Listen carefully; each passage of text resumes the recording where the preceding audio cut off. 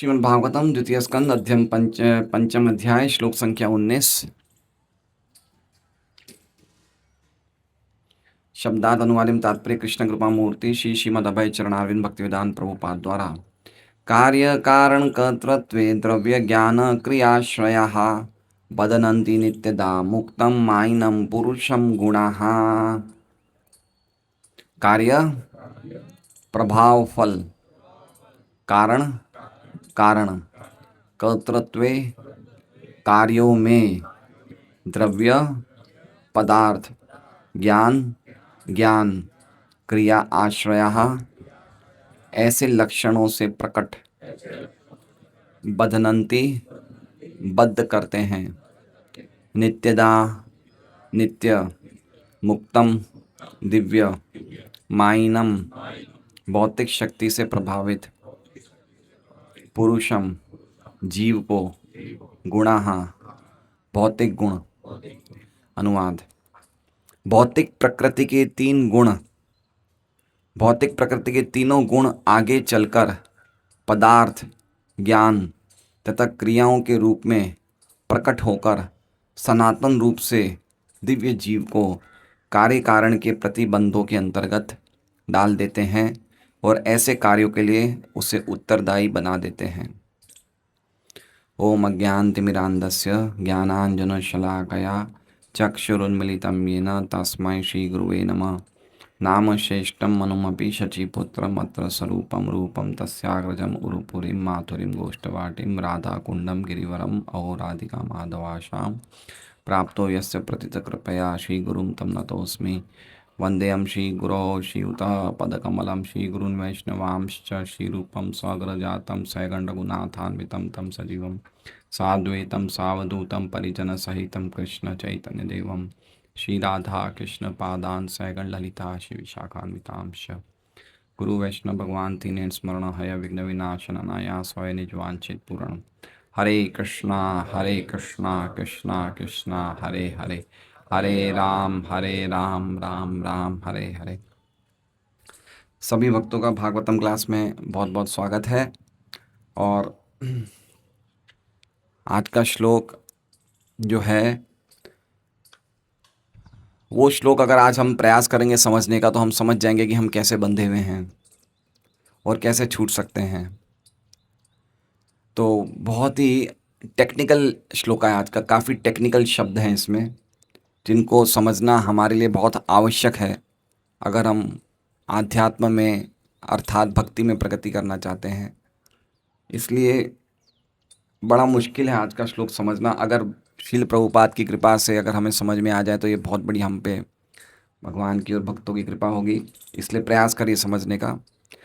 मैं प्रयास करूँगा समझाने का जहाँ तक मैं समझा पाऊँगा, लेकिन थोड़ा बहुत आप लोग भी प्रयास करिए, इसलिए हो सके तो ध्यान से सुनिएगा। तो आज का श्लोक पढ़ने के पहले हमें 17 और 18 नंबर के श्लोक पढ़ने पड़ेंगे, तो हम आज के श्लोक से उसका लिंक समझ पाएंगे। तो 17वां नंबर का श्लोक ब्रह्मा जी बोलते हैं और ये बताते हैं कि तस्यापि द्रष्टुर ईशस्य कूटस्थस्याखिलात्मनः सृज्यं सृजामि सृष्टोहम इक्षे यावाभि चोदितः। ये ब्रह्मा जी का श्लोक था। ब्रह्मा जी ने कहा था नारद जी को, ब्रह्मा जी ने क्या कहा था नारद जी को इस श्लोक में, कि वो भगवान नारायण जो दृष्टा हैं, जो नियंता हैं, जो सभी की बुद्धि में समान रूप से स्थित हैं और जो सभी के परमात्मा हैं, उन नारायण के इच्छा के द्वारा, उन नारायण के कटाक्ष के द्वारा मैं प्रेरित हुआ हूँ वो बनाने के लिए जो ऑलरेडी वो बना चुके हैं। और आपको किसने बनाया? बोले मुझे भी उन्होंने बनाया। ये श्लोक हमने पढ़ा था, ठीक है। अब नारद जी 18वां श्लोक जो हमने शनिवार को लिया था, उस श्लोक को लेने से पहले नारद जी ये बोल सकते हैं ब्रह्मा जी को कि उन्होंने आपको, देखिए आखिरी शब्द क्या है, 17वें नंबर का आखिरी श्लोक शब्द क्या है, इक्षे वा भी चोदितः, कि उन्होंने आपको कटाक्ष करके प्रेरणा दी, प्रेरित किया, ठीक है। तो नारद जी ये बोल सकते हैं ब्रह्मा जी को कि क्या उन्होंने आपको प्रेरणा दी और आप उनसे प्रेरित हुए, तो इसलिए आप जीव बन गए। क्या बन गए? जीव और भगवान में खाली इतना ही अंतर है कि एक प्रेरक है और एक प्रेरित है। समझ रहे हैं बात को?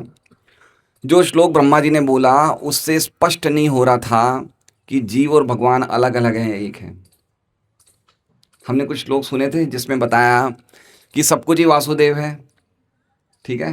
काल, कर्म, द्रव्य, सुना था ना ये, कि सब कुछ, कोई भी चीज़ वासुदेव से अलग नहीं है। और उसके बाद ये भी सुना था कि नारायण ही हर एक चीज़ की गति है, नारायण सब कुछ किस पे आश्रित है? नारायण पे। और सभी कुछ जो भी चीज़ें इस जगत की, काल, कर्म, स्वभाव, जीव, ये सब भी किस पे आश्रित है? वासुदेव। वासुदेव के अलावा इनकी कोई सत्ता नहीं है। और अभी ये श्लोक बता रहे हैं, उसमें जो बता रहे हैं कि क्या कहते हैं, द्रष्टु ईशस्य कूटस्थ्य, इस श्लोक में ब्रह्मा जी निश्चित कर रहे हैं जीवात्मा के लक्षण और भगवान के लक्षण। कौन से श्लोक में? कौन से श्लोक में? 17वें नंबर के श्लोक में भगवान के क्या लक्षण हैं और भगवान के मतलब ईश्वर के क्या लक्षण होने चाहिए, और ब्रह्मा यानी जीव के क्या लक्षण हैं, है ना, वो प्रस्तुत कर रहे हैं ब्रह्मा जी 17वें श्लोक में। लेकिन फिर भी नारद जी को डाउट हो सकता है कि उन्होंने आपको प्रेरणा दी और आप प्रेरित हुए, इसी से आप जीव और वो भगवान कहलाएंगे। कि खाली यही अंतर है? यही अंतर है क्या? समझ रहे हैं? जीव और भगवान का अंतर क्या है? जीव यानी कि हम, यानी कि ब्रह्मा जी जीव हैं, और भगवान, जीव और भगवान का अंतर कहाँ से हुआ? जब सब कुछ एक ही है तो। बात समझ रहे हैं? हर एक चीज़ नारायण है। तो ब्रह्मा आप भी नारायण हैं, आप क्यों अपने आप को जीव मान रहे हो? ब्रह्मा, नारायण में और जीव में अंतर क्या है? खाली उन्होंने प्रेरणा दी और आप प्रेरित हो तो आप वो भगवान हो गए और आप जीव हो गए क्या? कुछ तो अंतर होना चाहिए ना। जैसे मान लीजिए अभी आपको प्रेरणा कहाँ से मिल रही है? कहाँ से मिल रही है? हैं? मेरे से मिल रही है ना। मैं खुद लेक्चर में प्रेरणा दे रहा हूँ, नहीं दे रहा हूँ? तो मैं भगवान हो गया, आप जीव हो गए क्या? एक प्रेरक है और एक प्रेरित है, खाली यही अंतर होता है कि भगवान और जीव में। तो उन्होंने आपको प्रेरित किया तो आप जीव हो गए और वो भगवान हो गए, यही अंतर है। बाकी सब तो सब कुछ नारायण है, तो फिर आप जीव कैसे? आप जीव क्यों रह गए? आप क्यों नहीं भगवान बने? समझ रहे हैं बात को? समझना गहरा है ये। तो इसलिए 3 श्लोकों में 18, 19, 20 में जीव के क्या लक्षण हैं, भगवान के क्या लक्षण बताए गए। इसलिए इतना इंपॉर्टेंट श्लोक है 3 श्लोक, कि भगवान क्यों भगवान है, जीव क्यों जीव है। समझ रहे हैं बात को? एक बात समझिए, जीव और भगवान, देखिए इस जगत में जो अध्यात्मवादी हैं वो 2 श्रेणियों में विभाजित है। एक क्या कहता है? जीव और भगवान एक है। और एक अध्यात्मवादी क्या कहते हैं? जीव और भगवान अलग अलग है ना। एक को बोलते हैं अद्वैतवादी, एक को बोलते हैं द्वैतवादी, है ना। तो हम लोग कौन हैं? जो ये मानते हैं कि जीव और भगवान अलग अलग हैं। और एक जो हैं वो क्या मानते हैं? जो निर्विशेषवादी हैं या जो मायावादी हैं, वो मानते हैं कि जीव और ईश्वर एक ही है। अब ये 3 श्लोक में 18, 19, 20 में भगवान के क्या लक्षण हैं, जीव के क्या लक्षण हैं। तो 18वें नंबर का श्लोक जो हमने पिछली बार शनिवार को किया था, भगवान कैसे भगवान है, भगवान का लक्षण क्या है वो बताया। क्या लक्षण सुना था हमने? तो 18वें नंबर का श्लोक हम पढ़ेंगे कि भगवान क्या क्या ऐसी चीज़ भगवान में है जो जीव में नहीं है। इसलिए तो 2 भेद है, जीव और भगवान। नहीं तो फिर अंतर क्या है? जीव और भगवान में अंतर क्या है भाई? भाई जीव तो भगवान की शक्ति है ना। अंतर क्या है? तो अंतर बताया है, ये 3 श्लोकों में अंतर बताया। इसलिए 3 श्लोक बहुत ज़बरदस्त हैं। 18वें श्लोक में भगवान का लक्षण बताया है, आज का श्लोक है उसमें जीव का लक्षण बताया। तो ये 2 श्लोक पढ़ेंगे, समझेंगे तो हमें पता चल जाएगा जीव कभी भी भगवान नहीं हो सकता है। इसलिए बहुत इंपॉर्टेंट है। देखिए ये हमारी जो चर्चाएं होती है ना, ये जो भागवतम की चर्चा होती है बहुत गहरी होती है। इसलिए सुबह सुबह के टाइम पे रखी जाती है, क्योंकि सुबह सुबह हमारे माइंड फ्रेश होते हैं, है ना। सतोगुण का समय होता है सुबह सुबह, तो हम लोग ढंग से समझ सकें। क्योंकि जब तक भागवत का विज्ञान नहीं समझेंगे तब तक हमारे जीवन में कभी भी सुख आनंद नहीं आ सकता है। इसलिए समझना बहुत ज़रूरी है। अगर एक बार हम समझने का प्रयास करेंगे, लेकिन एक बार हम सब लोग महामंत्र का उच्चारण करेंगे, हरे कृष्णा कृष्णा कृष्णा हरे हरे, हरे राम राम राम हरे हरे। आप कैसे जीव रह गए, वो कैसे भगवान बन गए, ये विश्वनाथ चक्रवर्ती ठाकुर 18वें श्लोक की टीका में बोलते हैं। कैसे ये जीव और ईश्वर में भेद आया, क्या बोल रहे हैं वो, कैसे जीव और ईश्वर में भेद आया, खाली इसी कारण से कि उन्होंने आपको प्रेरणा दी और प्रेरित, यही भेद, इसीलिए कारण भेद आया, या भेद का और कोई कारण है? तो 18, 19, 20 में ब्रह्मा जी बता रहे नहीं, यही नहीं है, भेद के और भी कारण हैं। थोड़ा दिमाग में घुसा है ना? काफी लोग ऐसे बोलते हैं कि तुम ही ईश्वर हो, तुम चाहो तो सूर्य उग जाए, बोलते नहीं बोलते हैं? काफी ऐसी संस्थाएं जो जीवात्मा को क्या बोलती है, आप ही ईश्वर हो, आप चाहे तो सूर्य को उगा सकते हो। इसलिए ये भेद बताया जा रहा है कि जीव और ईश्वर में क्या अंतर है। तो 18वां श्लोक हम पढ़ेंगे, उसमें बताया कि ईश्वर के क्या लक्षण है, मतलब भगवान के क्या लक्षण है। तो हम साथ में पढ़ेंगे। सत्वम रजस्तम इति निर्गुणस्य गुणास्त्रयः स्थिति सर्ग निरोधेषु गृहीता मायया विभो। अब इसमें विभो मतलब कौन हुए? भगवान सर्वव्यापक। निर्गुणस्य कौन हुए? भगवान जो भौतिक शक्ति से परे हैं, माया शक्ति से परे हैं, तीनों गुणों से परे हैं। क्या करते हैं? सत्वम रजस्तम इति निर्गुणस्त्र गुणास्त्रय। ये जो निर्गुण भगवान है, निर्गुण का अर्थ ऐसा नहीं समझना चाहिए, प्रभु जी ने बहुत अच्छा लेक्चर में समझाया था, मैंने सुना इनका लेक्चर, कि निर्गुण का अर्थ ऐसा समझना नहीं चाहिए उनके गुण ही नहीं है। उनके गुण हैं लेकिन भौतिक गुण नहीं हैं। जैसे ज़्यादातर काफ़ी लोग बोलते हैं भगवान निराकार हैं और निर्गुण हैं। तो निर्गुण का अर्थ ऐसा नहीं कि उनके गुण ही नहीं हैं, गुण तो है लेकिन आध्यात्मिक गुण है, भौतिक नहीं। और ऐसे निराकार का मतलब भौतिक आकार नहीं है लेकिन आध्यात्मिक रूप तो है भगवान का। तो क्या कह रहे हैं? निर्गुण भगवान तीन गुणों को, इति गुणास्त्रय, तीन गुणों को, कौन से तीन गुण हैं? सत्वम रजस तम इति, इति मतलब इस प्रकार, निर्गुणस्य गुणास्त्रय, वो भगवान जो सभी गुणों से परे है, ये तीन गुणों को क्या करते हैं? ग्रहित करते हैं। ग्रहित मतलब स्वीकार करते हैं। क्यों करते हैं स्वीकार? स्थिति सर्ग निरोधेषु। स्थिति मतलब पालन करने के लिए, सर्ग मतलब उत्पन्न करने के लिए, निरोधेषु मतलब जो चीज़ उत्पन्न किए उसको अब स्टॉप करने के लिए, बंद करने के लिए, अब उसको संहार करने के लिए। तो ये तीन गुण कौन स्वीकार करते हैं? नहीं, भगवान स्वीकार नहीं करते। देखिए क्या लिखे है, माया या विभो, माया के द्वारा स्वीकार, माया स्वीकार करती है, भगवान स्वीकार नहीं करते। क्या लिखा हुआ है? ये तीन गुण भगवान की माया स्वीकार करती है, भगवान नहीं स्वीकार करते। देखिए जब हम बोलते ना स्वीकार करना, जैसे मान लीजिए हम बोलते ना शादी के टाइम पे पाणी ग्रहण स्वीकार करना, एक स्त्री का हाथ पत्नी का हाथ स्वीकार करता है, तो स्वीकार करने का मतलब क्या हो गया? स्वीकार करने वाला एक संबंध हुआ, नहीं हुआ? तो माया जो भगवान का तीन गुणों से संबंध है, वो कैसा है? माया के द्वारा। भगवान खुद अछूते हैं, भगवान खुद अछूते हैं। भगवान क्या करते हैं सृष्टि के टाइम पे? खाली माया को बोलते कम ऑन वेकअप वेकअप, जग जाओ जग जाओ। जैसे ही भगवान जगने को बोलते हैं, माया अपने काम चालू कर देती है। तो भगवान का बस इतना ही संबंध है तीन गुणों से। समझ रहे हैं बात को? देखिए कोई भी चेतन चीज, हम लोग चेतन हैं, कौन है हम लोग? जड़ हैं। हम लोग कौन हैं? ठीक है, चेतन चीज जब भी कोई जड़ का संपर्क करती है ना, उसे क्या होता है?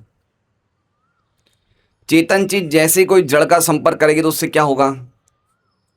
उससे वो लिप्त हो जाएगी। जैसे मान लीजिए धर्मवत्सल प्रभु आज जयपुर जा रहे हैं, इनकी AC 2 टायर में A2 नंबर में 44 नंबर की सीट है। कौन सी नंबर की सीट है? 44। आज रात को एक जयपुर के लिए बैठेंगे, सुबह पहुंच जाएंगे 12 बजे जयपुर।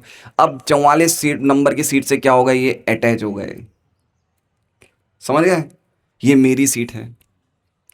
तो चेतन वस्तु क्या होती है? जड़ में लिप्त हो जाती है। लेकिन भगवान की क्या क्वालिटी है? भगवान पूर्ण रूप से चेतन है लेकिन कोई भी चीज में लिप्त नहीं है। समझ रहे बात को? भगवान हमें क्या देते हैं बताइए? क्या दे रहे हैं भगवान? ये क्या आने वाला है? अभी बिल्डिंग के ऊपर क्या है? सूर्य का प्रकाश दे रहे हैं भगवान। दे रहे नहीं दे रहे हैं? लेकिन लिप्त है निर्लिप्त है? लिप्त है निर्लिप्त है? अगर लिप्त होते ना तो अभी तक तो हमारे लाखों रुपए के बिल आ गए होते सूर्य देव के, है ना। भगवान ने देखा यार इन भिखारियों से क्या बिल लेना है, और अगर बिल आ गए हमारे सूर्य देव के तो हम चुका ही नहीं पाएंगे। हम क्या करेंगे, भाई जी माफ कर दो, ई बार रहवा दो, अगली बार चुका दे। सही बात है, कितने लंबे बिल आएंगे। सूर्य देव दे दी, पृथ्वी दे दी, आकाश दे दिया, पवन दे दिया, किसी का बिल नहीं ले रहे भगवान। लिप्त है निर्लिप्त है ना। हमने किसी को मकान भाड़े पे दिया, 1 महीने का भाड़ा नहीं चूकते हम। 5 दिन भी रह गए तो 5 दिन का लेते नहीं लेते हैं। तो हम लिप्त हैं निर्लिप्त हैं। हम लिप्त हैं, भगवान निर्लिप्त है। तो भगवान को क्या कह रहे हैं, ये तीनों गुणों को स्वीकार करके भी लिप्त नहीं होते। ये भगवान की क्वालिटी है। क्यों? क्योंकि भगवान डायरेक्टली स्वीकार नहीं करते। किसके द्वारा कर रहे हैं? माया या विभो। वो इतने विभो, इतने शक्तिशाली है कि उनकी माया स्वीकार करती है, वो नहीं स्वीकार करती है। तो पहले ये 18वें नंबर के श्लोक में क्या बताया है कि भगवान तीनों गुणों को स्वीकार कर रहे हैं लेकिन लिप्त नहीं हो रहे। और आज के श्लोक में क्या बताया जाएगा कि जीवात्मा गुणों के चक्कर में कैसे लिप्त हो जाती है। तो 18वें श्लोक में बताया कि माया, भगवान माया के ईश्वर हैं, और आज के श्लोक में बताया कि हम माया से नियंत्रित हैं। तो अंतर हुआ नहीं हुआ जीव और भगवान का, ये अंतर हमेशा रहेगा। ये अंतर हमारा क्या है, हम मायावश हैं और भगवान मायेश हैं। भगवान हमेशा प्रकृति के 3 गुणों को कंट्रोल करते हैं, उनसे कभी भी उनके संपर्क में नहीं आते हैं। तो स्वीकार करने का मतलब लिखे ना, गृहीता। गृहीता मतलब स्वीकार करना। स्वीकार करना मतलब उनके सामीप्य के रूप में, उनके नियामक के रूप में स्वीकार करना। इसका मतलब ये नहीं कि उन्होंने उनके साथ कनेक्शन कर दिया। समझ रहे बात में? जैसे उदाहरण दिया जाता है कि चिंबक है, चिंबक को रखेंगे लोहे के कीलों के पास तो अपने आप ही चिंबक से वो हिलते रहेंगे, लेकिन इसका मतलब नहीं कि उनका उसके साथ कोई कनेक्शन। तो उसी प्रकार से भगवान ने स्वीकार किया, मतलब भगवान उनको नियामक के रूप में और सामीप्य, भगवान उनके पास रहते हैं लेकिन उनको स्वीकार नहीं करते। इसलिए प्रकृति के 3 गुणों से लिप्त नहीं होते भगवान। लेकिन हम लोग क्या हो जाते हैं, लिप्त हो जाते हैं। कैसे लिप्त होते हैं वो आज के श्लोक में देखेंगे। तो आज का श्लोक क्या है, जीव का लक्षण। 18वां श्लोक क्या था, भगवान का लक्षण। 19वां श्लोक क्या है, हम कैसे लिप्त होते हैं। तो देखिए पहले 6 शब्द बताएं, इनको समझना बहुत जरूरी है। कार्य, कारण, कर्तृत्वे, द्रव्य, ज्ञान, क्रियाश्रया। ये 6 शब्द समझना, कार्य, कारण, कर्तृत्वे, द्रव्य, ज्ञान, क्रिया और फिर आश्रया। लेकिन उसको समझने के लिए हमें पहले दूसरी लाइन समझनी पड़ेगी। दूसरी लाइन में क्या लिखा है देखिए, पढ़िए। दूसरे लाइन को पढ़ने से हम इतने आनंदित हो जाएंगे कि हमें अपना ओरिजिनल स्वरूप पता चल जाएगा। क्या लिखा हुआ है, नित्यदा मुक्तम। हम कौन हैं, नित्यदा मुक्तम। हम वस्तुतः हमेशा मुक्त हैं। कितनी सुंदर बात बताइए, हम कौन हैं, नित्यदा मुक्तम। हम कभी भी बंधते नहीं हैं, हम हमेशा मुक्त होते हैं। लेकिन फिर क्या लिखा हुआ है, बदनंती।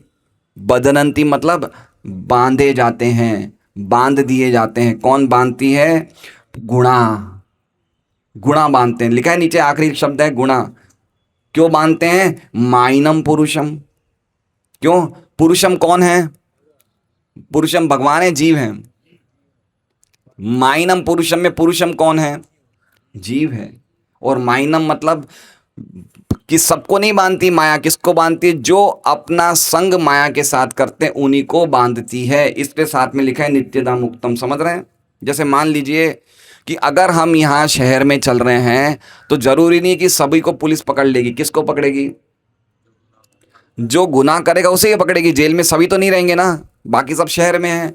तो उसी प्रकार से हम सब वैसे तो नित्यदा मुक्तम हैं, लेकिन जब हमारी इच्छा होती है माया का संग करने का, या दूसरे शब्दों में जब हम भगवान से विमुख होते हैं तो माया हमें बद्ध कर देती है। किनके द्वारा, त्रिगुणा, गुणों के द्वारा। किनके द्वारा बांध रही है, लिखा है ना पुरुषम गुणा। तो नीचे वाली लाइन समझ लीजिए पहले आप, बदनंती नित्यदा मुक्तम माइनम पुरुषम गुणा। माइनम पुरुषम, पुरुषम मतलब हम जीव जो नित्य मुक्त है, उसको माइनम, माया के प्रभाव से हम माया से प्रभावित होते हैं, इसलिए गुणा हमें बांध देते। कौन बांध देते हैं, गुणा। गुणा मतलब रस्सी। गुणा का एक अर्थ होता है रस्सी, हमें बांध देती। क्यों बांध देती है, क्योंकि हम कृष्ण को अब भूल गए हैं, और कृष्ण को भूलते हम किसको स्मरण करते हैं, माया को। देखिए व्यक्ति 2 ही चीज़ों का स्मरण कर सकता है, या तो कृष्ण का या माया का। कृष्ण सूर्य सम, देखिए कृष्ण को भूलते ही कौन पकड़ लेगी, और जैसे ही माया का संग करेंगे कौन बांध देंगे, तीन गुण। किसको बांध देंगे, हम लोगों को, जीवों को। लेकिन हम कौन हैं, हम नित्यदा मुक्तम हैं। हम यद्यपि वस्तुतः हमारा ओरिजिनल स्वभाव क्या है कि हम मुक्त हैं, लेकिन चूंकि हमने माया का संग करते हैं, भगवान को विस्मरण करते हैं, प्रकृति के तीन गुण हमें बांध देते हैं। दूसरी लाइन समझ गए आप लोग, बदनंती नित्यदा मुक्तम माइनम पुरुषम गुणम। माइनम, माइनम मतलब माया से प्रभावित, पुरुषम मतलब हम जीवात्मा, और गुणा, जैसे ही हम माया से प्रभावित होते हैं गुणा हमें बांध देते हैं, प्रकृति के तीन गुण हमें बांध देते हैं, यद्यपि हम कौन है, नित्यदा मुक्तम। अब बांधते कैसे, वो पहली लाइन में लिखा हुआ है। कैसे बांधते हैं, तो कह रहे हैं कार्य में बांधते हैं। किस में बांधते हैं, कार्य में बांधते हैं। दूसरा कह रहे हैं कारण में बांधते हैं, और तीसरा कह रहे हैं कर्तृत्व में बांधते हैं।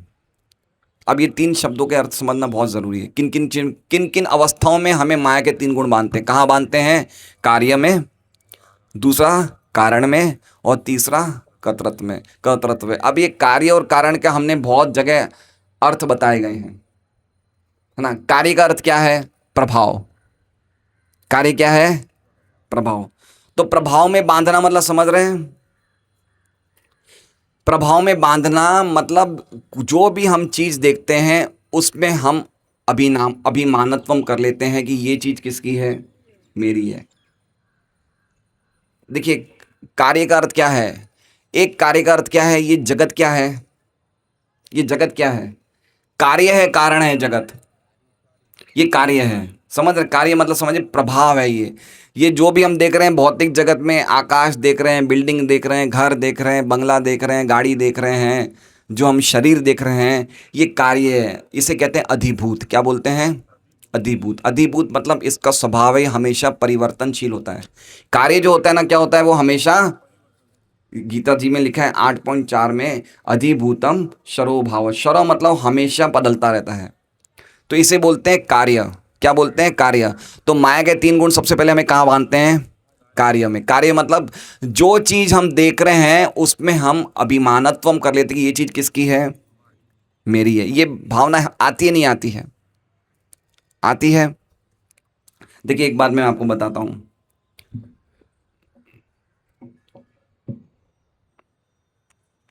जैसे मान लीजिए कि लक्ष्मी नरसिंह प्रभु ने एक घर खरीदा। जैसे इन्होंने एक फ्लैट खरीदा तो इनकी क्या भावना आई, ये फ्लैट मेरा है, आगे ना भावना। इसे क्या बोलते हैं, कार्य में अभिमान करना। अभिमान मतलब समझ रहे हैं कि ये किसका है, मेरा है। तो कैसे बांधा माया ने, जबरदस्ती हमें क्या करवाती है, अभिमान करवाती कि तुम्हारा है ना। माया कोई हथकड़ियां लेके नहीं आएगी, उनके बांधने के तरीके अलग हैं। समझ रहे हैं, ऐसा नहीं कि पहले आपको नोटिस आएगा, वारंट आएगा, ऐसा चक्कर नहीं है। आप जैसे ये सोचते हो, जैसे ही मान लीजिए लक्ष्मी नरसिंह प्रभु ने सोचा कि ये फ्लैट तो मेरा है, किसने बांधा इन्हें, माया ने बांध दिया। तरीका समझ, पहला बांधने का क्या तरीका है। और जैसे ही उन्होंने फ्लैट बेच दिया तो इनका मन कहाँ से निकलेगा, फ्लैट में एक मिनट भी उस फ्लैट में रहने का मन नहीं करेगा। इनको पैसे मिल गए, ये फ्लैट अब मेरा नहीं है। तो कार्य में अभिमान होना मतलब समझ रहे हैं, जो चीज हम देखते हैं उसको अपना मानना, इसके द्वारा माया बांधती है। दूसरा क्या बता रहे हैं, कारण में बांधती है, कारणत्व अभिमान। अभिमान समझ रहे हैं, अपना अपना मानना उसको। जीवात्मा की चक्कर क्या है, जीवात्मा का सबसे बड़ा समस्या क्या है, हमारी सबसे बड़ी समस्या क्या है, हम चीजों को क्या मानते हैं, ये हमारी है। ठीक है, एक हमारे जान पहचान वाले थे, वो बोला भाई साहब मैं तो हमेशा सेकंड हैंड गाड़ी खरीदता हूँ। मतलब क्यों, बोले अगर हम नई गाड़ी खरीदते तो उस पर स्क्रैच लग जाता तो मुझे बड़ा दर्द होता है, इसलिए वो दर्द मेरे से सहन नहीं जाता है। सही बात है ना। तो ये कार्य में अभिमानत्व हुआ नहीं, हम कार्य को क्या समझ रहे, उससे हमारा क्या लेन देन है गाड़ी से, लेकिन गाड़ी को लगी दर्द कहाँ हुआ, हमें हुआ। क्यों, क्योंकि उसमें हमने अपना अभिमान, अपना मान रखा हुआ है। मान मतलब समझ रहे, अपनी आइडेंटिटी बनाई हुई उस चीज में। ऐसे माया बांधती है। फोर्स कौन कर रहा है, प्रकृति के तीन गुण फोर्स कर रहे हैं ये तुम्हारी है, और हम मान जाते हैं। फोर्स कौन कर रहा है, इसलिए कह रहे हैं ना बदनंती गुणा। बहुत साल पहले की बात है, 1986 की बात है। मैं 9th स्टैंडर्ड में था। मुझे आज तक वो बात याद है। क्रिकेट मैच देखने के मुझे बहुत शौक हुआ करता था। अब तो नहीं है। 20-25 साल से तो टीवी देखा ही नहीं है मैंने। तो इंडिया पाकिस्तान का वनडे इंटरनेशनल चल रहा था शारजा में, और पाकिस्तान को आखिरी बॉल पे 5 रन चाहिए थे जीतने के लिए, और जावेद मियांदाद ने आखिरी बॉल पे छक्का मार दिया था और पाकिस्तान जीत गई थी। अगले दिन पेपर में आया कि एक वृद्ध व्यक्ति का हार्ट अटैक आ गया। जैसे इंडिया आ रही वो वृद्ध व्यक्ति को क्या आ गया? Heart attack. देखिए, इसे बोलते हैं कार्य अभिमानत्वम। कार्य हो रहा है, प्रभाव देख रहे हैं हम, मैच हो रहा है, कहाँ पे मैच हो रहा है, किसका मैच हो रहा है, किससे क्या लेन देन, लेकिन उस व्यक्ति ने क्या माना? इसमें मेरा है कुछ। ये चीज़ अगर हम समझ जाएंगे तो हम बहुत बड़े बड़े सांसारिक कष्टों से उड़ जाएंगे। तो पहला बांधती है कार्य में। दूसरा कारण। कारण मतलब समझ रहे हैं?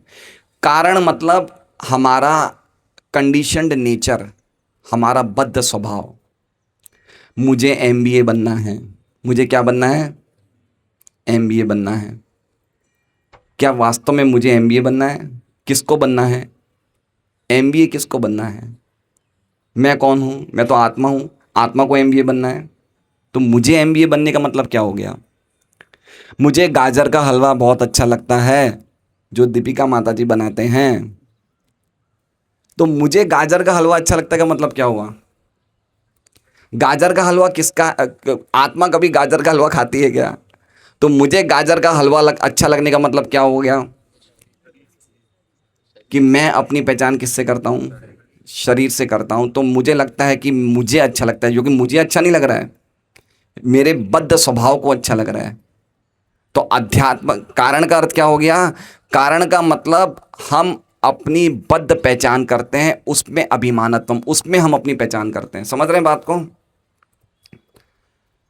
देखिए, ये बहुत टेक्निकल चीज़ें हो सकता है आप लोग ढंग से नहीं समझें, लेकिन समझाना मेरा, कहाँ गया वो पेज, समझाना मेरा कर्तव्य है, क्योंकि ये बहुत ही इंपॉर्टेंट चीज़ है। कार्य कारण माइनम। समझ रहे हैं? इसे बोलते हैं अध्यात्म। पहली स्टेज क्या थी? अधिभूतम। अधिभूतम को क्या बोलते हैं? कार्य। ये सब टेक्निकल वर्ड्स हैं, ये सब याद कर लीजिए। अधिभूतम को क्या बोलते हैं? जो हम देख रहे हैं। अधिभूत, अधिभूत मतलब जो भौतिक तत्व हैं वो देख रहे हैं, जिसको हम अपना मानते हैं। और अध्यात्म का अर्थ क्या हो गया? कारण। अध्यात्म का अर्थ क्या हो गया? हमारा भौतिक स्वभाव, जिसको हम समझते हैं हमारा। हमारा स्वभाव नहीं, किसका है? किसका स्वभाव है? हमारा बद्ध स्वभाव है। समझ रहे हैं? बद्ध स्वभाव मतलब समझ रहे हैं? ये चीज़ मुझे अच्छी नहीं लग रही है, मुझे इसको देखना अच्छा नहीं लगता है।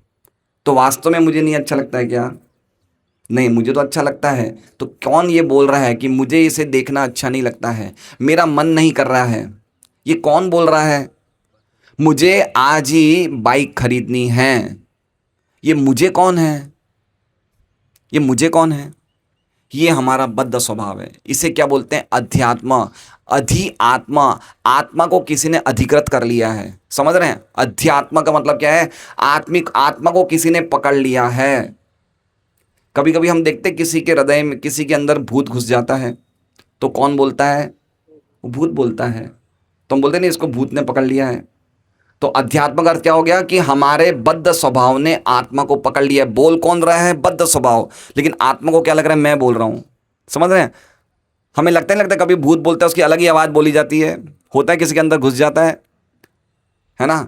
बोल कौन रहा है? भूत। ले रहे हैं, भूत ने उस व्यक्ति को पकड़ लिया है। तो हमें किसने पकड़ लिया है? हमारे बद्ध स्वभाव ने पकड़ लिया है। और हम समझते हैं ये मैं मांग रहा हूँ, लेकिन दरअसल ये मेरी मांग नहीं है, ये मेरे बद्ध स्वभाव की मांग है। तो किस में बांध लिया माया ने? दूसरी तरीके से किसने बांधा? कारण में बांध लिया। और तीसरा कर्तृत्वे। कर्तृत्वे मतलब मैं करता हूं। कर्तृत्व का अर्थ बता रहे हैं कार्यों के कर्तापन में, कि ये मैंने किया है। ये किसने किया है? आज मैंने बहुत जोरदार प्रसाद बनाए हैं। कार्य कौन कर रहे हैं? इंद्रियां कर रही हैं। इंद्रियां कौन संचालित कर रहे हैं? देवता। तो कार्य कौन कर रहे हैं?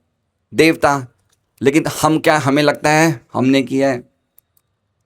मान लीजिए आज आप ये लेक्चर समझ रहे हैं बुद्धि के द्वारा। बुद्धि के देवता कौन है? ब्रह्मा है ना। तो हम अगर बुद्धि से कोई चीज समझ रहे हैं तो कौन समझा रहा है हमें? ब्रह्मा जी समझा रहे हैं। हम खुद नहीं समझ रहे हैं। कोई भी कार्य, हमारी जितनी इंद्रियां हैं उनके सबके ऊपर एक एक देवता है। समझ रहे हैं? वो देवता हमारी इंद्रियों को कंट्रोल कर रहे, तो अल्टीमेटली करने वाले कौन हैं? देवता। लेकिन हमें क्या लगता है? हमें क्या लगता है? कर्तृत्व, कर्ता मैं हूं। तो कर्ता होने के भाव में हमें बांध देती है प्रकृति के तीन गुण। समझ रहे हैं? कार्यों के कर्तापन में हम बंध जाते हैं। जैसे कोई व्यक्ति सोचता है कि ये तो मैंने किया है, तुरंत बंध गया। तीन कारण समझ गए? कार्य, कारण, कर्तृत्व। कार्य का क्या कहते हैं? टेक्निकल शब्द क्या है? अधिभूत। कारण का टेक्निकल शब्द क्या है? अध्यात्म। और कर्तृत्व का टेक्निकल शब्द क्या है? अधिदेवम। ये तीन शब्द आएंगे बार बार, गीता में भी आएंगे, भागवत में भी आएंगे। अधिदेवम मतलब करने वाले कौन है? देवता। लेकिन हमें क्या लगता है? हम कर रहे हैं। समझ रही बात है? यहां तक कि मल मूत्र भी हम स्वतंत्र नहीं कर सकते। मल मूत्र के ऊपर भी देवता बैठे हैं। ठीक है? तो इसमें हम तीन चीजों में बंध जाते हैं। माया की प्रकृति के गुणों के द्वारा हम तीन चीजों में बन जाते हैं। हमें लगता है ये चीज हमारी है, मैं ये चीज मांग रहा हूं, मुझे ये चीज चाहिए, और ये करने वाला मैं हूं। ऐसे प्रकृति, ये इस तरह से प्रकृति के तीन गुणों में बांधते हैं। तो समझ गए? कार्य, कारण, कर्तृत्व में ये प्रकृति के गुणों के तीन अवस्थाएं हैं। समझ रहे हैं? प्रकृति के गुण की तीन अवस्था है। और बांधते कौन है? प्रकृति के तीन गुण। किस रूप में बांधते हैं? तो कह रहे हैं द्रव्य, ज्ञान, क्रियाश्रय। किसमें प्रकृति की तीन गुण आते हैं? देखिए, आप पढ़िए प्रभुपाद का अनुवाद में सबसे पहली लाइन क्या लिखी है? 19वें श्लोक में प्रभुपाद के अनुवाद में क्या लिखी है पहली लाइन?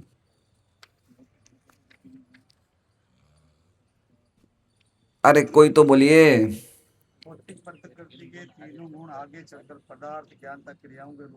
बस बस बस, भौतिक प्रकृति के तीन गुण आगे चल के पदार्थ, ज्ञान और क्रिया में। समझ गए? तो पहले तीन अवस्थाओं में हम बंधे हैं, और बाद की तीन चीजें क्या है? वो प्रकृति के तीन गुण ये रूप लेती है। कौन से तीन रूप लेती है? पदार्थ नहीं, द्रव्य, ज्ञान, क्रिया। प्रकृति ये तीन गुण कैसे आती है? किस रूप में आती है? प्रकृति के तीन गुण किस रूप में आते हैं? द्रव्य, ज्ञान और क्रिया। समझ रहे हैं इसका मतलब क्या हो गया? प्रभु जी आज तो आपने फंसा दिया हमें। आज अगर वास्तव में आज तो प्रसाद अच्छा था, नहीं तो हम सब भाग जाते कब के।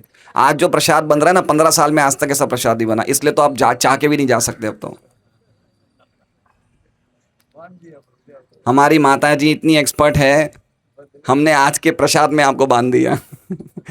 हमारे माताओं की बड़ा विशेष मन करता है कि कुछ ना कुछ स्पेशल बनाया जाए। तो आज हमारे रेखा माता जी ने भी कोई स्पेशल चीज़ बनाई है जो हमने 15 साल में नहीं खाई है ना। तो इसलिए आज तो समझना ही पड़ेगा आपको ये श्लोक।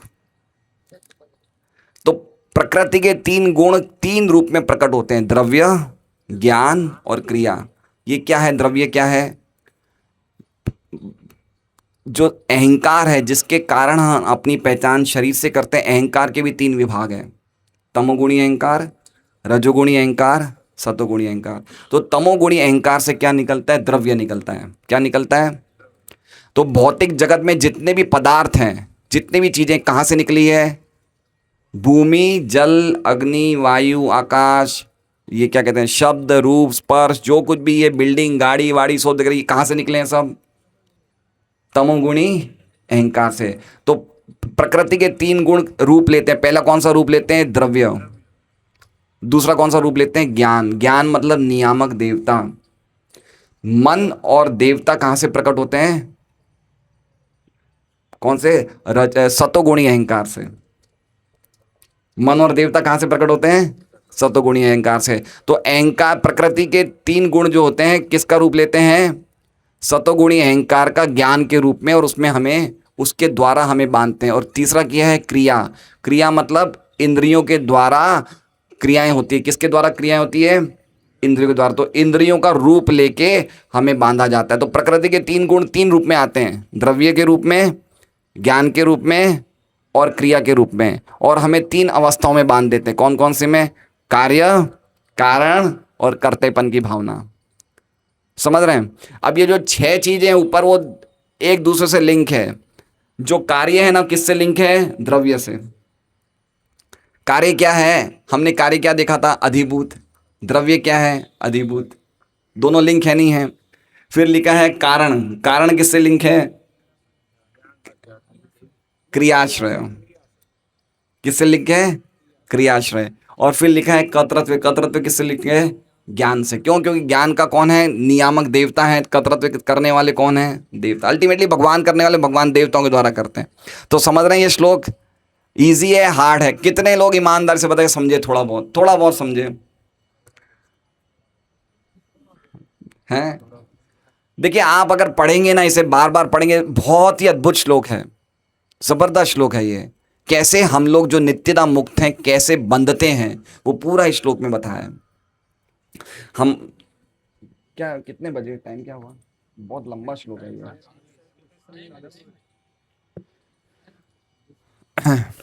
हम विश्वनाथ चक्रवर्ती ठाकुर की टीका लेते हैं। आप थोड़ा इसमें से भी पढ़ेंगे तो समझ जाएंगे थोड़ा।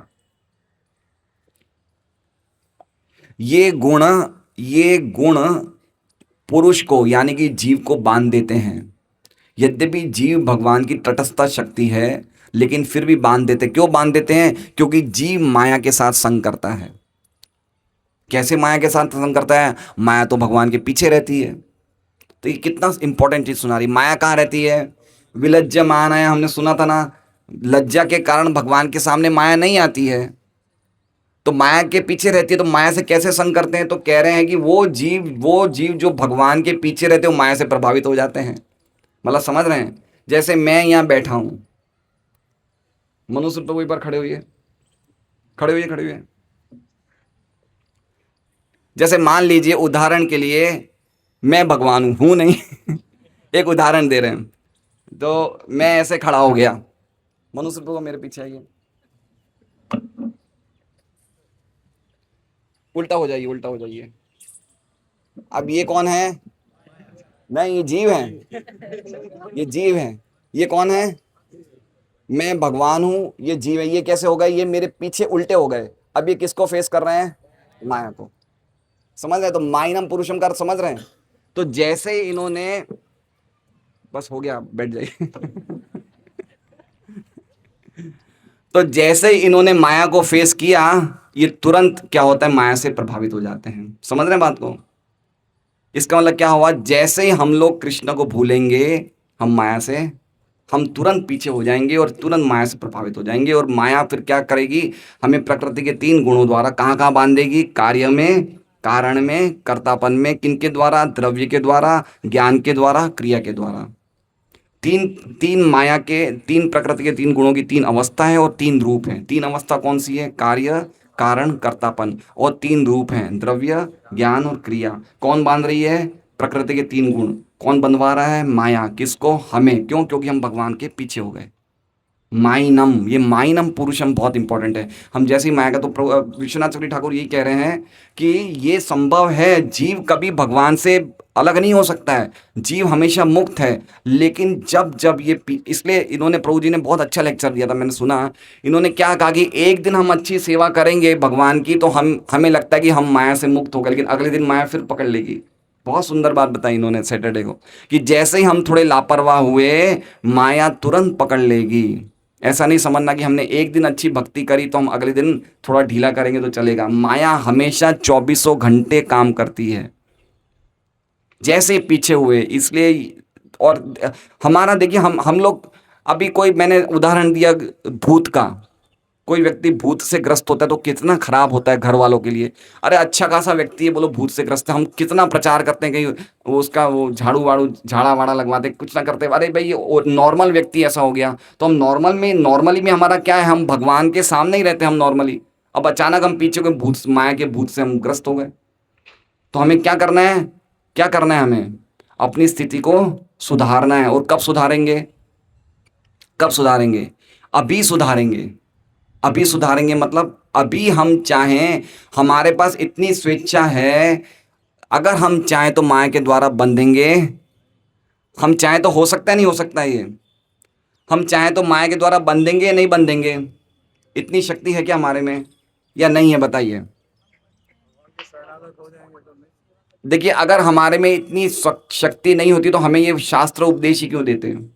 अगर हम जीवन भर ही हमेशा के लिए माया के द्वारा बंधे हुए रहते तो शास्त्र ने उपदेश क्यों दिए हैं? क्योंकि हम चाहें तो छूट सकते हैं।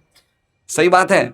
माया ने ये शास्त्र क्यों उपदेश दे रहे हैं? हम क्लास क्यों कर रहे हैं? अगर हमें जीवन भर ही हमेशा ही माया के बंधन में रहना तो हम क्लास क्यों कर रहे हैं? इसका मतलब चांसेस हैं छूटने के, लेकिन हमारी इच्छा होनी चाहिए।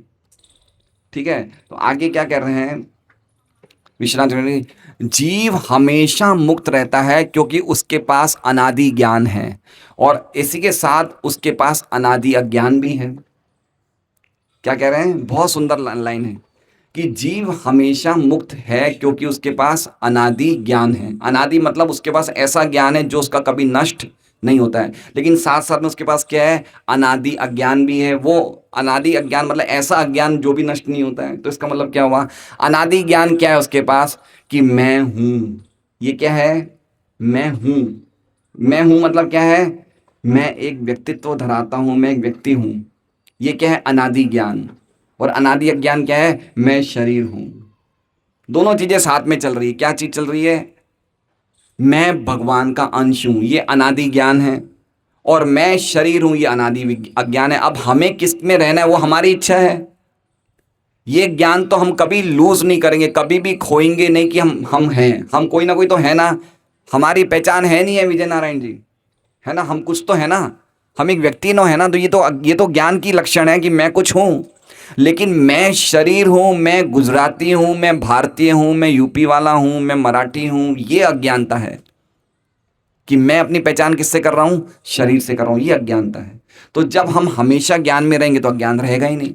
और हमेशा ज्ञान में रहने का क्या तरीका है? कृष्ण के समक्ष रहो। कृष्ण के समक्ष रहने का क्या तरीका है?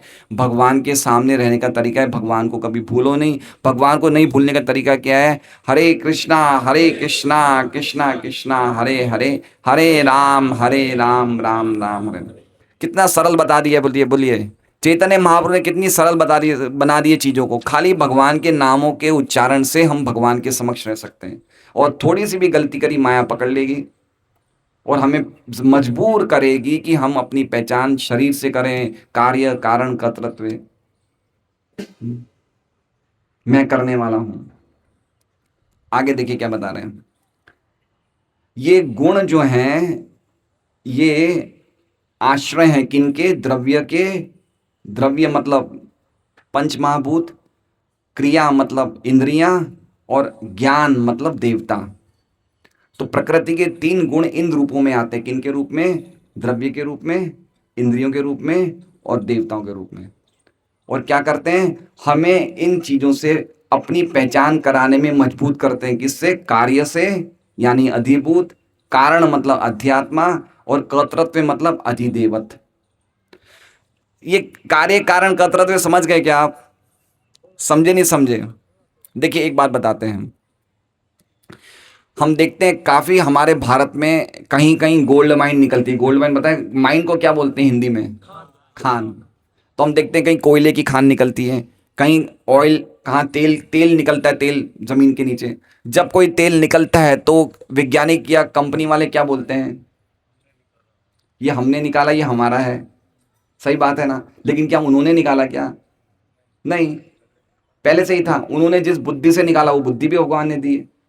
तो है किसका? वो भगवान का। लेकिन वो क्या करते हैं? कर्तृत्व ये मेरा है, मैंने किया है। तो ये भावना रहती नहीं रहती है। मेरे बच्चे के 99% मार्क्स आए हैं, मैं मिठाई बांटूंगी, मेरा बच्चा है। तो बांध रही कैसे? माया देख रही कैसे बांध रही माया के। इसलिए मैंने कहा बांधने के तरीके अलग हैं। हम नहीं समझ सकते कि कैसे हमारे अलग अलग एक्शन से माया हमें कैसे प्रकृति के 3 गुणों द्वारा बांध रही है।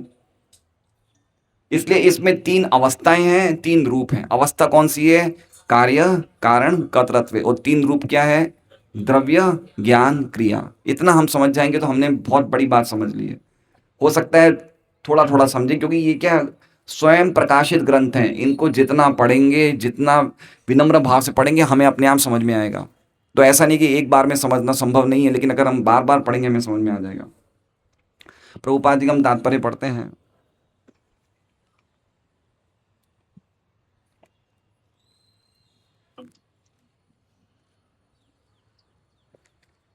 प्रभुपाद जी का तात्पर्य से और हम अच्छी तरह थोड़ा इजी हो जाएगा। चूंकि नित्य दिव्य जीव अंतरंगा तथा बहिरंगा शक्तियों के मध्य में स्थित है, अतः वे भगवान की तटस्था शक्ति कहलाती है। वास्तव में जीव भौतिक शक्ति द्वारा इस प्रकार बद्ध होने के लिए नहीं है। किस पे कह रहे हैं? नित्यदा मुक्तम पे। किस में कह रहे हैं? वो बद्ध होने के लिए है ही नहीं वो, लेकिन भौतिक शक्ति पर प्रभुता जताने के मिथ्या भाव के कारण वे ऐसी शक्ति के वशीभूत हो जाते हैं और इस तरह तीनों गुणों द्वारा, पॉइंट समझ लीजिए बात को, जैसे ही हम सोचेंगे कि ये मैं, देखिए जब तक हम भगवान की सेवा में लगे रहेंगे माया छू नहीं सकती है, और जैसे ही भगवान की स्मृति हो जाएगी माया, हम प्रभुता मतलब समझ रहे हैं? प्रभुता मतलब जैसे हम समझेंगे ये चीज मेरी है, ये करने वाला मैं हूं, ये बच्चे मेरे हैं, मेरा ये स्वभाव है, ये सोचते ही माया ने बांध लिया। जैसे हमने देखा ना, हमने कुछ श्लोक पहले कि माया कैसे हमसे बकवास करवाती है, मैं और मेरा में, सुना था ना एक श्लोक, है ना? कैसे बकवास करवाती माया, मैंने किया है ना? तो ये सब पॉइंट्स बता रहे हैं कि हमें जीवन में कैसे रहना चाहिए। एक बिल्कुल विनम्र व्यक्ति बनके, जो सब कुछ करने वाले कौन है? भगवान है। इतनी सिंपल बात समझ लीजिए कि हमें अपने पे कोई क्रेडिट लेते ही गड़बड़ हो जाएगी, ये मैंने किया है। जितना हम ये सोचेंगे मैंने किया, ये चीज मेरी है, मैं ऐसा चाहता हूं, ये सब चीजें अज्ञानता के लक्षण है, माया के द्वारा बद्ध है उसके लक्षण है। हम नित्य मुक्त हैं, हमें हमेशा भगवान के साथ हमारा ओरिजिनल संबंध है, लेकिन कैसे हम परेशानी में आ गए हैं। छोटी सी गलती करी, क्या गलती करी? कृष्ण भूली से जीव, है ना? कृष्ण को भूल के हम कितनी बड़ी गलती कर बैठे। इसलिए उसी चीज को वापस प्रैक्टिस में लाना है। अगर वो करेंगे माया छुएगी नहीं। मैंने कहा ना कि सब लोग तो पुलिस स्टेशन में, सब लोग तो जेल में नहीं जाते ना, जो गलत करेगा वही जाएगा ना। तो जैसे ही हम कृष्ण को भूलेंगे माया पकड़ लेगी हमें। तो अगर हम भूलेंगे नहीं तो माया पकड़ेगी नहीं। हम आज़ादी से घूमो भाई, सबको थोड़ी बांधना है। जो व्यक्ति कृष्ण को स्मरण करता है वो थोड़ी पकड़ेगी माया उसे। मामचे वो विचार ने दिव्य क्या है, भक्ति योग ने सेवते सगुणान समतीते ध्यान ब्रह्म हुआ है। जो प्रकृति के तीन गुणों को परे जाने का तरीका है भगवान की हमेशा सेवा में लगे रहना। ये हमें बहुत बड़ी, देखिए हमें इतना अच्छा अवसर मिला यहाँ सेवा करने का। कल हमारे मामा जी ने पेड़ लगाया यहाँ पे, है ना? पेड़ लगाया। वो हम, अब उनमें ये कला थी हमें पता ही नहीं। महेश्वरी वन में आते थे तो साइकिल पे चुपचाप आगे चले जाते थे। लेकिन जब भगवान की सेवाएं प्रकाशित होती है तो कितने लोगों की कलाएं काम आती है। तो कल उन्होंने इतने अच्छे अच्छे वो पेड़ लगाने में इतने एक्सपर्ट है, हमें तो पता ही नहीं था। हाँ, रात को 9-10 बजे इन्होंने पेड़ लगाए, 10 पेड़ चंपा के। तो पॉइंट ये है कि भगवान की सेवा में लगे रहना। हमारे पास अलग अलग चीजों के गुण भगवान ने दिए, हमें सेवा में लगे रहना है बस। हर एक के व्यक्ति के पास कुछ ना गुण हैं जो भगवान ने दिए, उनको भगवान की सेवा में लगाना है। तो माया से मुक्त रहने के अलावा और कोई दूसरा उपाय नहीं है। और अगर हम नहीं चाहते तो माया बांध देगी हमें। श्री भगवान की बहिरंगा शक्ति उस जीव के शुद्ध ज्ञान को प्रच्छन्न कर लेती है तथा जो शाश्वत रूप से श्री भगवान के साथ रहने वाली है। ये आवरण इतना स्थायी होता है कि बद्ध जीव नित्य अज्ञानी प्रतीत होता है। मतलब इतना जबरदस्त माया का आवरण है कि ऐसा लगता है नित्य अज्ञानी। जैसे विश्वान चौधरी ठाकुर ने बोला ना, नित्य अज्ञानी। नित्य वो क्या सोचता है? मैं ही शरीर हूं। ऐसा लग रहा है ये अज्ञान ही चला आ रहा है हमेशा से, लेकिन ये अज्ञान ये तो एक झटके में मिट सकता है हम चाहें तो। जीवेर स्वरूप है कृष्ण, हमारा असली स्वरूप, हम भगवान के दास हैं। तो जब हम भगवान की सेवा में लगेंगे तो अपने आप ही हमारे अज्ञानता का स्वरूप हट जाएगा, एक झटके में हट जाएगा। लेकिन हम चाहें तो ये आवरण माया या बहिरंगी शक्ति का प्रभाव इतना अद्भुत होता है मानो ये भौतिक रूप से उत्पन्न हुआ हो। भौतिक रूप से उत्पन्न होने का अर्थ है कि हमें लगता है कि सब कुछ, ये जो जगत है ये सब कुछ भौतिक ही है। मतलब सब कुछ ये जगत को ही हम सब कुछ मान लेते हैं, इसके पीछे कोई कारण है वो नहीं समझ पाते। समझ रहे बात को? हम समझते हैं यही सब कुछ है, ये सब कुछ नेचर से ही है, सब कुछ भौतिक शक्ति से ही निकला, लेकिन इसके पीछे भगवान कैसे कार्य कर रहे हैं हमें नहीं समझ में आता है। इसलिए कह रहे हैं कि ऐसा लग रहा है माया शक्ति से कि सब कुछ भौतिक रूप से उत्पन्न हुआ हो। भौतिक शक्ति की आवरणात्मक शक्ति के कारण भौतिक विज्ञानी भौतिक कारणों से परे नहीं देख पाता। भौतिक शक्ति की आवरणात्मक शक्ति मतलब माया शक्ति इतनी जबरदस्त तरीके से हमारे ज्ञान को कवर करती है कि विज्ञानी कितनी बड़ी खोज करते हैं, लेकिन उनको क्या लगता है कि हमने करी है। कर्तापन की बात बता रहे हैं। किसकी बात बता रहे हैं? कर्तापन की बात बता रहे हैं। लगता क्या है उन्होंने, उनको सब कुछ मिल रहा है भगवान की कृपा से, लेकिन वो क्या सोचते हैं, ये खोज किसने करी है?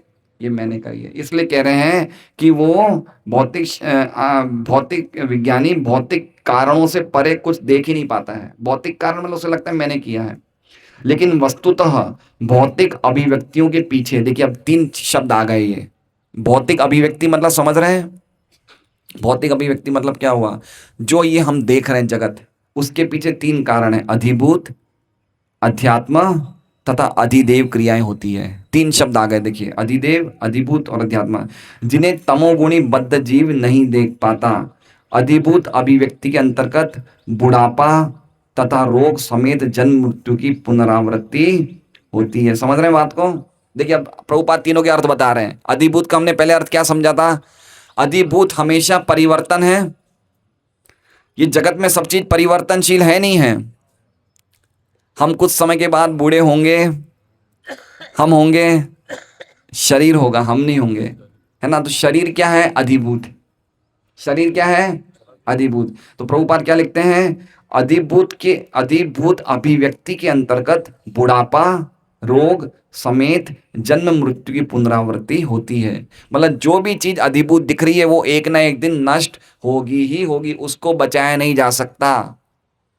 चाहे आपका मोबाइल है, आप मोबाइल बिल्कुल संभाल के भी रखोगे, लेकिन 10 साल के बाद उसका नक्शा बदल जाएगा। कोई भी चीज एक एक जैसी नहीं रह सकती है, क्योंकि उसमें जन्म मृत्यु बुढ़ापा बीमारी आएगी ही आएगी। तो इसे बता रहे हैं, अधिभूत का डेफिनेशन बता रहे हैं। आगे कह रहे हैं अध्यात्म की अभिव्यक्ति में आत्मा बद्ध होता है। अध्यात्म की अभिव्यक्ति में आत्मा बद्ध होता है मतलब किससे बद्ध होता है? अपने स्वभाव से बद्ध होता है ना। अध्यात्मा, आत्मा को अधिकृत कर दिया उसके स्वभाव ने। लोग बदल नहीं पाते स्वभाव, लोगों के स्वभाव बदलते नहीं है, जन्म जन्मांतर नहीं, अरे ये पूरा जीवन एक ही स्वभाव चला जाता है। सही बात है प्रभु। किसी का जो स्वभाव पड़ जाता है उसका जब तक वो भक्ति ढंग से नहीं करेगा उसका स्वभाव नहीं बदल सकता है। तो ये इसे बता रहे हैं अध्यात्मा, उसकी आत्मा को पकड़ लिया उसके स्वभाव ने। ओरिजिनल स्वभाव क्या है? उसका सेवा करना। आत्मा का स्वभाव क्या है? सेवा करना। सेवा करने के नाम पे हम इधर उधर भागते फिरते हैं। सही बात है ना। तो क्यों, कौन भगा रहा है? हमारा बद्ध स्वभाव भगा रहा है। अरे क्या सेवा करना है यहाँ पे? ये क्या बार बार सत्संग में आ जा रहे हो? दूसरे काम भी है ना, है ना। तो ये कौन बोल रहा है? ये हमारा बद्ध स्वभाव बोल रहा है। इसे बता रहे हैं अध्यात्म की अभिव्यक्ति में आत्मा बद्ध होता है। और अधिदेव की अभिव्यक्ति नियामक पद्धति है। नियामक पद्धति मतलब कर रहे हैं देवता नियामक और हमें लग रहा है हम कर रहे हैं, ये अधिदेव की पद्धति है। ये कार्य कारण तथा बद्ध कर्ताओं में उत्तरदायित्व के भावों की भौतिक अभिव्यक्तियां हैं। बद्ध कर्ता मतलब हमें लगता है हम करने वाले हैं और जैसे ही हम सोचते हैं हम करने वाले हम बंध जाते हैं, इसे बोलते हैं बद्ध कर्ता, कर्तृत्व। जैसे मान लीजिए रमेश जी की बहुत बड़ी अनाज की दुकान है, इन्हें लग रहा है मैं कमा रहा हूं, इतना मैंने किया है, देखो इतनी मेहनत मैंने की है, लेकिन क्या इन्होंने करी है? क्या शक्ति है रमेश जी के पास? बताइए क्या शक्ति है? इनको जो जो चीज इनको दिमाग से कर रहे हैं, हाथ पैर से कर रहे हैं। हाथ पैर कैसे चल रहे हैं इन्हें पता है?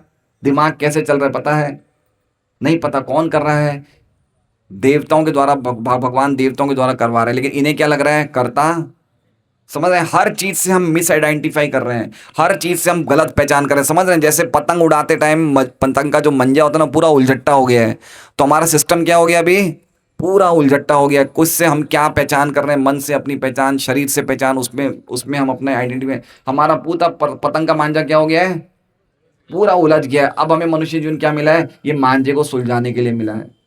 इतना उलझ गया कि अगर जब तक हमें प्रॉपर ज्ञान नहीं मिलेगा और ज्यादा उलझाएंगे। कभी देखा हम पतंग उड़ाते थे तो उसको सुलझाने के बदले और ज्यादा उलझा देते थे, फिर आखिर में कैंची से काटना पड़ता था, हैं?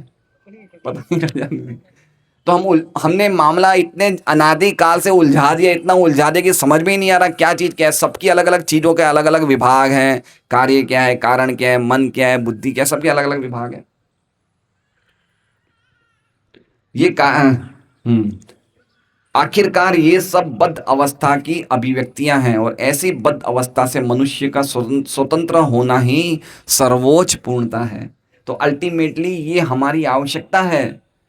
भगवान की भक्ति करना हमारा पार्ट टाइम काम नहीं है। पार्ट टाइम मतलब समझ रहे हैं, जब मन आया तब कर लिया, भाई आज थोड़ा टाइम है, आज ऑफिस में हमें थोड़ा लेट जाना है, चलो 4 माला कर लो। हम भी थे एक टाइम पे ऐसे।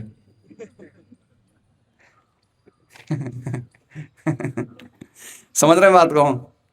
जब हमारा मन किया 4 माला कर ली, आज भाई ज्यादा काम है आज छोड़ दिया। ये ऐसा नहीं चलता है, ये हमारी आवश्यकता है, नहीं तो हम ये हमारा स्वतंत्रता जीवन देख ही नहीं पाएंगे हैं। हम बद्ध जीवन जन्मों जन्मांतर तक हम माया द्वारा बंधे जा रहे हैं। तो अल्टीमेटली मनुष्य को स्वतंत्र होना ही सर्वोच्च पूर्णता है। हरे कृष्णा। श्रीमद् भागवतम की जय। शील प्रभुपाद की जय। बहुत गहरे श्लोक हैं ये। आज का श्लोक तो ये तीन जो छह शब्द है, कार्य कारण कर्तृत्व द्रव्य ज्ञान क्रियाश्रय, ये समझना बहुत जरूरी है किस तरह से प्रकृति के 3 गुण हमें बांध रहे हैं। खाली एक हमारी गलती है, हम कृष्ण को याद करना नहीं चाहते हैं। खाली हमें इतना बोल दें, एक रूप गोस्वामी ने भक्ति रसामृत सिंधु में बहुत सुंदर श्लोक लिखा है, इहा यस्य हरे दास्य कर्मणा मनसा गिरा निखिला सापी अवस्थासु जीवन मुक्त सौच्यते। क्या लिखा है इसे? रूप गोस्वामी क्या बोलते हैं कि अगर कोई व्यक्ति सेवा भी नहीं कर पाए लेकिन मन में इच्छा करे कि मुझे आपकी सेवा में लग रहा है, तो वो मुक्त हो जाता है। यहाँ यस्य हरे दास्य, खाली वो ये बोलते हैं हे हरि, हे कृष्ण, मैं आपका दास हूं, मुझे आपकी सेवा में लगाया। कोई मजबूरी के कारण वो सेवा में नहीं जा पा रहा है, लेकिन मन में सेवा करने की बहुत जबरदस्त इच्छा है, वो इच्छा मात्र से मुक्त हो जाता है। जीवन मुक्त से उच्चते, वो जीता जी मुक्त है, जीता जी मुक्त है ना। इसलिए मन का कितना बड़ा प्रभाव है। ये जो पूरी 6 लाइन है ये कंप्लीटली मन पे डिपेंडेंट है। कैसे प्रकृति के 3 गुण किस पे असर करते हैं? मन पे। प्रकृति के 3 गुण कहाँ असर करेंगे? मन पे। और मन में अगर ये भाव रखेंगे हम कि हे कृष्णा मुझे आपकी सेवा में लगना है, तो प्रकृति के 3 गुण मन पे असर ही नहीं करेंगे। और जब मन पे असर नहीं करेंगे तो हम माया से मुक्त रहेंगे। मान लीजिए मैं जप कर रहा हूं और जप करते टाइम में प्रार्थना करूं, हरे कृष्णा कृष्णा कृष्णा हरे हरे, हरे राम राम राम हरे हरे। इसका मतलब क्या हुआ? मैं हृदय से प्रार्थना कर रहा हूं, मतलब मन में मैं क्या चाहता हूं? कृष्ण की सेवा। तो प्रकृति के 3 गुण कुछ प्रभाव ही नहीं करेंगे। इसका मतलब मेरा मन प्रकृति के गुणों से, माया से मुक्त है। समझ रहे हैं बात को? इसलिए अल्टीमेटली क्या करना है हमें? भगवान का प्रेम से, हृदय से एक प्रार्थना के रूप में स्वीकारत्व चाहना है कि हे कृष्ण, मैं बहुत बड़ा मैंने गलत काम किए, जन्म जन्मांतर आपको भूल गया हूं, अब आप मुझे अपनी शरण में लीजिए। ये हमारा असली काम है और कोई दूसरा काम नहीं है। ये इसी से हम स्वतंत्रता प्राप्त कर सकते हैं, प्रकृति के 3 गुणों से।